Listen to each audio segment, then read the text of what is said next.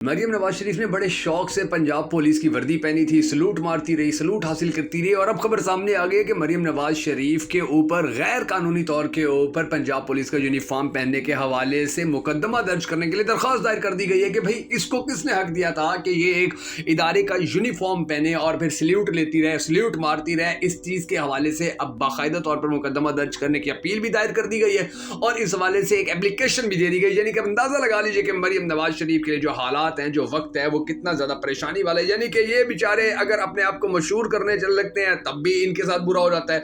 ये लोग अगर इनके गले पड़ जाता है वो काम उल्टा हो जाता है। इनको अब समझ में नहीं आ रही कि हम क्या करें, किस तरह से अपने आप को लेकर चले, किस तरह से हम अपने आप को बचाएं। उससे पहले आप देखें कि नवाज शरीफ की जब तस्वीरें लगाई गई थी आटे के थैलों के ऊपर तो वो भी गले पड़ गया था जी। पूरे पाकिस्तान ने मजाक उड़ाना शुरू कर दिया, पूरे पाकिस्तान ने उसके ऊपर तंज करना शुरू कर दिया, पूरे पाकिस्तान के अंदर से आवाजें उठना शुरू हो गई थी और इनको समझ नहीं आ रहा था कि हम क्या करें, हम किस तरह से अपने आप को लेकर चले, या किस तरह से हम ये जो अब हमारे ऊपर आफत नाजिल हो गई है कि इतनी ज्यादा तनकीद की जा रही है, इस तनकीद का अब कैसे हम सामना करें, किस तरह हम इस तनकीद को बर्दाश्त करें या किस तरह से इसको रोका जाए। फिर अब ये देखें, ये मरियम नवाज शरीफ की चूंकि जो उनके काम थे उनको ठीक तरीके से फिर सामने लाने के अंदर उनकी टीम नाकाम हो रही थी मुसलसल, तो बहुत सारे जो अफसरान थे, अब ये भी खबरें सामने आई कि उन अफसरान को फारिग किया गया कि तुम लोग किसी भी काम के नहीं हो और तुम लोगों से सिर्फ ये काम ही नहीं हो सका, जो प्रोजेक्शन है वो किस तरह से ठीक तरीके से की जा सकती है। जो उस प्रोजेक्शन को ठीक करने के हवाले से जो बेसिक्स होती हैं, तो मैं उन बेसिक्स का नहीं कि बेसिक्स का भी नहीं पता। अब ये कुछ चीजें और भी सामने, कुछ खबरें और भी सामने आई हैं और बड़े बड़े सहाफी जो पाकिस्तान तहरीक इंसाफ के खिलाफ बड़ा गलत बोलते थे वो भी मैदान में आ गए, वो बता रहे हैं कि हालात क्या। अब ये देखिए, आप न सिर्फ सहाफी बल्कि बहुत बड़ी बड़ी सियासी शख्सियत, बहुत बड़े जो जजेस हैं वो भी मैदान में हैं। आपकी स्क्रीन के ऊपर अब देखिए जस्टिस मोहसिन कियानी का ये ट्वीट चल रहा है। उन्होंने लिखा, पुलिस वालों को तो आराम से मुअत्तल कर देते हैं क्योंकि वो जो करते हैं सबके सामने करते हैं। क्या एजेंसीज में कोई जवाबदेह है? खुद एहतसाबी कहां पर है जो नजर आए? अभी आप देखिए कि शुएब शाहीन का ट्वीट, कहा अफसोस की एस्टेब्लिशमेंट जिसका काम सरहदों की हिफाजत करना होता है वो सियासत में इतना गिर चुकी है कि स्क्रब टोले का बदतरीन साथी तस्वुर की जा रही है।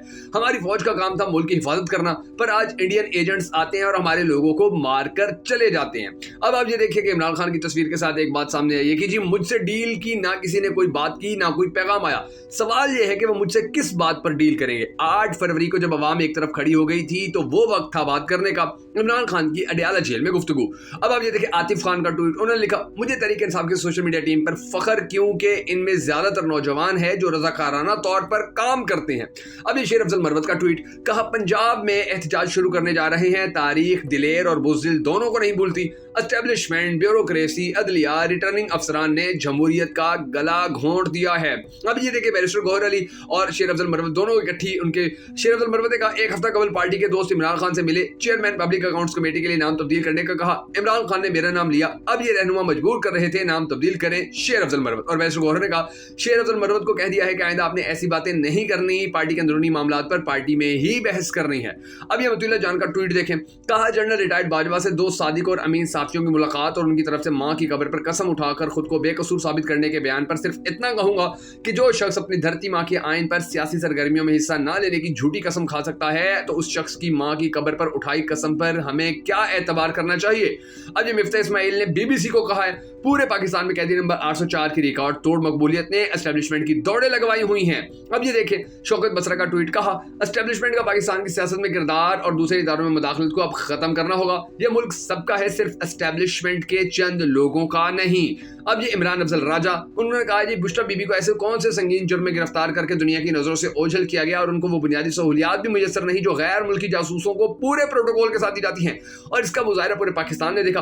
कौन है जो भगवान बनने की चाह में हदें फलांग रहा है। अब ये शेख फगास अकबर का ट्वीट, कहा चोरी करके हुकूमत लेने वाले किसान के तहफ्फुज़ के लिए तैयार नहीं। अवाम की गर्दन पर छुरी फेरने वाले किस मुंह से दफा करेंगे। कह रहे हैं 20 लाख टन गंदुम खरीदेंगे, क्या बाकी 50 लाख को आग लगा दें या चूहों को खिला दें? क्या किसान खुद को आग लगा ले? अब ये मतुल्ला जान का एक और ट्वीट, कहा काजी साहब की अहलिया तो बहुत खुश नसीब है जिसका केस सुना भी गया और करप्शन के बावजूद भी बच भी गई।